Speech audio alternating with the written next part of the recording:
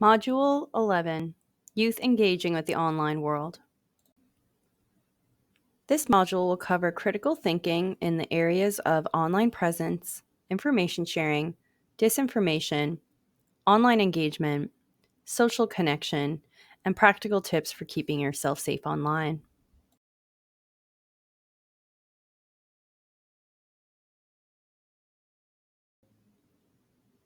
Life online. As with many young people, spending time online has become the norm. Many folks use the internet to connect with their peers through social media, posting art or other media content, gaming with others worldwide, and keeping up with their communities through shared groups and pages. It feels easier than ever to know what everyone else is up to, with constant social media updates showing friends out and about. Apps move in and out of popularity, switching between major ones like Facebook, Instagram, and Snapchat as the main methods of chatting with people you may or may not know. Many youth feel as though they have to have an online presence to keep up with what everyone else is doing. The fear of missing out, FOMO, can be intense. Young people living in isolated communities may feel this even more so. If they don't feel connected within their communities, they may look for others to connect with within their larger world online. Online critical thinking. Critically thinking about what you're doing online may sound complicated, but you're already doing it every time you think twice about accepting a friend request or posting an Instagram photo. As a young person, you may be considering applying for jobs or leaving your community to attend high school, university, or college. An important piece to note is that many employers and school administrations will conduct a search engine of your name to see what is viewable online to the public. Creating a thoughtful online image of yourself requires some critical thinking. Critical thinking about your image online can start with looking at your privacy settings. To get an idea of how your social media profiles look to someone from the outside, you can log out of your profiles and search them on Google using your username and the name of the social media platform. For example, suppose your Facebook privacy settings are relatively open. In that case, anyone who Googles your name may be able to scroll through your Facebook profile and see everything you posted since your profile was created. Take a moment to consider what you would like to have as your public knowledge. For example, if someone came across your private Instagram profile, they could tell a few things about you based on the information you have in your bio. If your profile is public, viewers can find more information based on your location tags, frequently tagged people, and followers and following lists.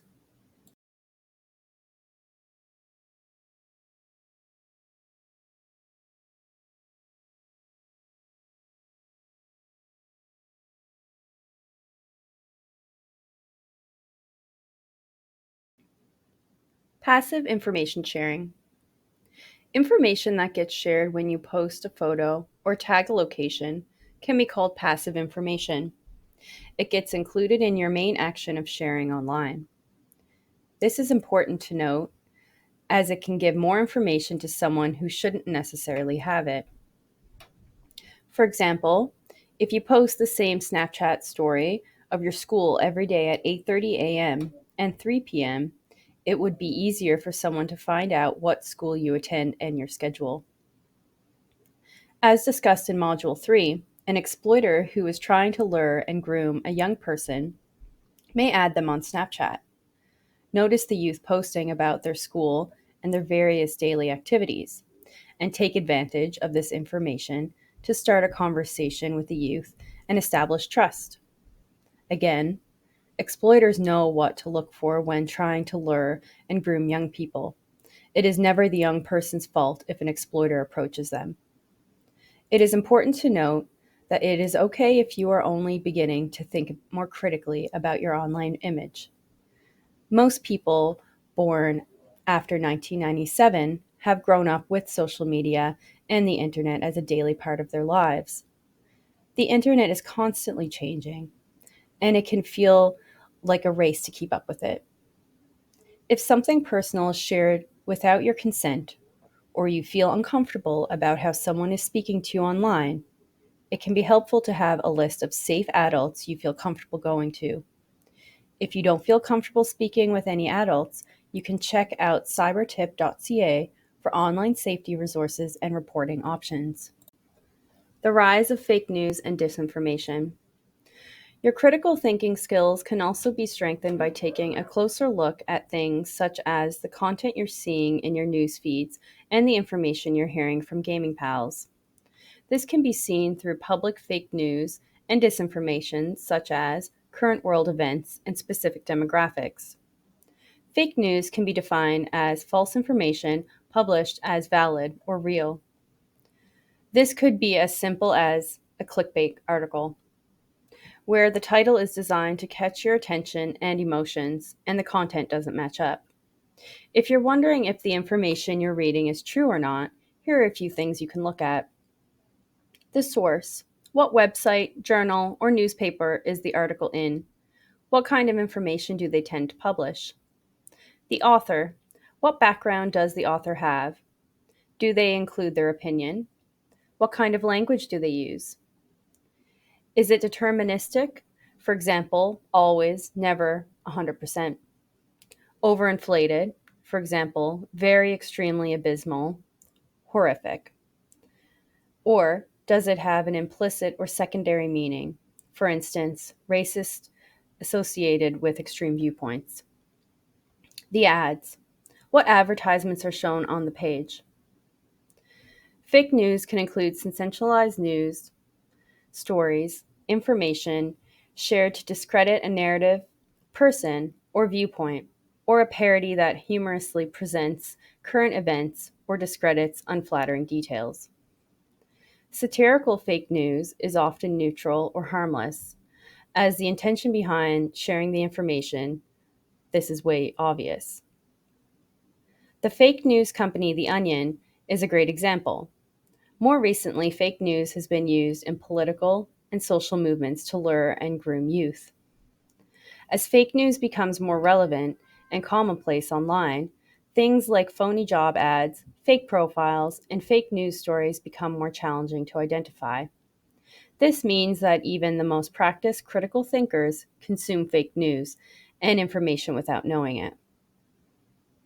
For youth, parsing evidence based information from false information can be even more difficult. Youth must contend with scams and intentional luring and grooming rings if looking for a job or a place to live. This creates a lot of vulnerability as these mechanisms are becoming very sophisticated. It reads about the experience of a young Toronto couple experiencing an online rental scam.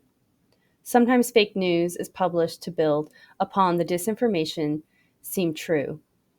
Disinformation can be defined as false information created to mislead and deceive those who receive it. With so much information out there, how do you know what is true? Throughout the COVID 19 pandemic, you may have noticed that social media sites such as Facebook and Instagram have created a fact check notification that lets viewers know whether the presented information is misleading. Even with this notification, it is worthwhile to research yourself to see what you find. It is okay to not be up to date on every single thing happening in the world, and saying, I don't know enough about that topic to comment on it is a perfectly acceptable response. How to manage the doom scroll. For many youth, and most people in general, a good chunk of time online can be spent doom scrolling, or continually scrolling through your phone, switching between apps, and taking in upsetting, triggering, or just plain unpleasant content. This may look like people experiencing discrimination, violence occurring throughout the world, human rights violations, injustice, people being discriminatory and harmful towards others, and many other things. You may find that you aren't spending time online how you would like, getting caught up in the doom scroll, and there is no shame in noticing this. For communities just getting cell service, you may notice that you're spending more and more time online outside your home.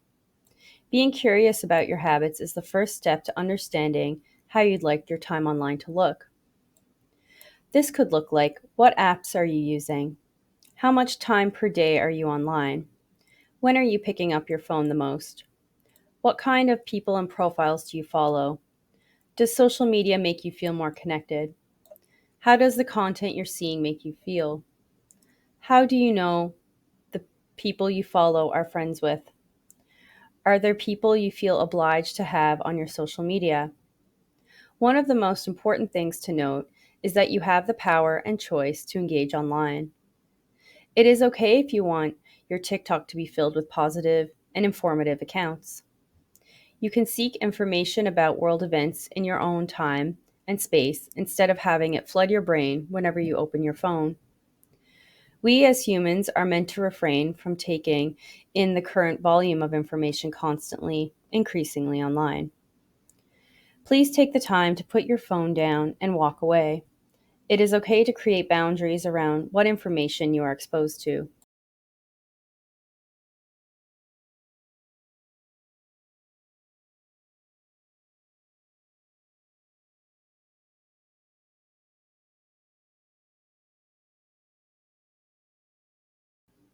Social connection. One of the main attractions of being online is the ability to connect with others. This can be a combination of people you do and do not know. You practice your critical thinking skills every time you take a moment to consider if you should accept a friend request or open a message. Ways to assess safe people. Most apps allow you to connect with others. This could be through direct messaging, group chats, voice chats, or gaming together. With this method of communication, there is a great chance that you will come into contact with someone you don't know personally. If you're wondering how to assess if another person is safe to talk to, here are a few things you can check on. What does their profile look like? Do they have any photos of themselves? Can you tell how old they may be? Do you have any common friends? How may this person have come across your profile? If they send you a message, how does the message come across? If you're getting a weird feeling about talking to someone, it is perfectly okay to trust your gut. Your instincts are pretty good at telling you when something's not right. It is okay to stop talking to someone if they try to steer the conversation somewhere where you're not comfortable. Ghosting is a boundary. You do not have to explain your boundaries to someone when you don't feel safe. For youth living in community. If you're living in an isolated community, there may be a few additional things to consider about life online. It may be common for everyone in the community to be your Facebook friend, especially if your community doesn't have cell phone service. There may be only a few other young people around, leaving you feeling a bit lonely and wanting to connect online. If someone sends you an uncomfortable message online, you may run into them at the store or down the road. Consider this example. Someone from your community sends you a friend request on Facebook. They're a few years older than you, but you have some mutual friends. You can tell it's them from their profile picture, their friend list, and some of their posts. You decide to accept their friend request, then they send you a message. You chat back and forth, but feel a bit weird because this person is older. They start asking a few personal questions, and you no longer feel comfortable speaking with them. It is okay to stop responding. Tell them to stop messaging you, remove them from your friends list, or block them. If you're feeling anxious about seeing them in the community, think about a safe peer or adult that you would feel comfortable talking to about ways to keep yourself safe. More information about this is discussed in Module 12. You may also be feeling lonely due to friends leaving your community. It is common to go online to meet new people. While this can be a great source of connection and new friends, it is important to be aware of the potential risks. If you would like more information on the luring and grooming process and how it shows up in online spaces, you can refer back to modules 2 and 3. It may also be helpful to connect with a safe adult in your community to talk about how you're feeling. There may be other youth who are feeling the same way. For youth who leave the community. For youth who have grown up in a small community, leaving can be a huge change. Some youth may leave and move to a different community within the region, for example, Natchitoches to Sheshatshiu, or to a different community outside the region, such as Hopedale to St. John's. Youth may be leaving for a new opportunity, for example, school, for health reasons, for employment, or for safety reasons. It is hard to leave your community, especially when there is a connection to your family, friends, community members, culture, and land. Maintaining and creating connections is so important, especially if you don't have a strong support system in your new spot. For youth who move to a new community in the region, there are some ways to start building on your support network. This could look like connecting with a safe adult from your home community and see what they know about your new spot. Looking into what resources are around. Is there a community center? Is there a youth center? Does the school host any activities? If you have a support person or caregiver there with you, see if they can help you feel more comfortable in your new community. Maintaining connection with your support network through social media, video chatting, and phone calls. Travel can be expensive, especially in Labrador, and it's not always reliable in the winter months. Talking to people that love and care for you is important. For youth who leave the region entirely, there may be a few more things to navigate in a bigger city. For example, food delivery services, like Skip the Dishes or DoorDash. People you don't know can drop food off at your address. They can know where you like to order from and how many people are there with you based on how much food you order. Large shopping centers, public transportation, cabs, bars, and restaurant. A larger school or university, navigating the education system on your own. Potentially having to live with roommates or people you don't know. Using dating apps, having more dating options. Here are a few things that may be helpful to remember. There may be people you know who already live in this new place. Try reaching out to them to feel comfortable, asking for advice, and getting settled. Connect with safe peers and adults from your home community to chat about how you're feeling and get support if needed. Remember to reflect on your passive information sharing and privacy settings. You will be coming into contact with many new people. It is okay if you don't click with anyone immediately. It may be a little while to find your groove. Think about how you would like to connect online and offline. Are there any local groups you're interested in? Do you have any online events that you can attend? Hobbies that you would like to pick up? You will be coming into contact with a lot of people you don't know and trying to learn your way around your new place. It can feel overwhelming, especially if you're trying to do it on your own. When you're feeling isolated, seeking out connections and not paying as much attention to red flags or weird behaviors may feel normal. There has to be an important balance between making new friends and keeping yourself safe. Youth and care. For youth who are taken into the care of the local child protection, children, seniors, and social development, CSSD, they could be moved to a care placement within their own communities or anywhere else in the province. Maintaining connections is crucial for youth in care. They are going through a huge change and need secure, safe people to fall back on. When a youth is taken into care, they may be placed in a foster home with a foster family, a group home with other children or youth and a group home staff, an independent living arrangement, ILA, for youth over 16. Life online can vary significantly for youth in care, depending on their living circumstances. Youth may have to share a device, have different rules around when they can access the internet, or may need guidance regarding time online. A significant benefit to youth having technology is that they can continue to connect with safe peers and adults from their care placements.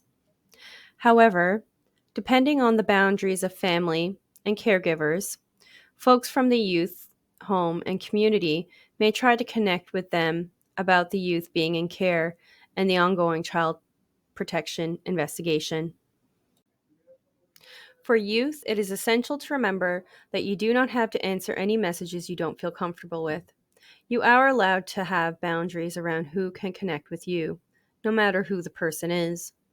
Remember that whatever happened is not your fault.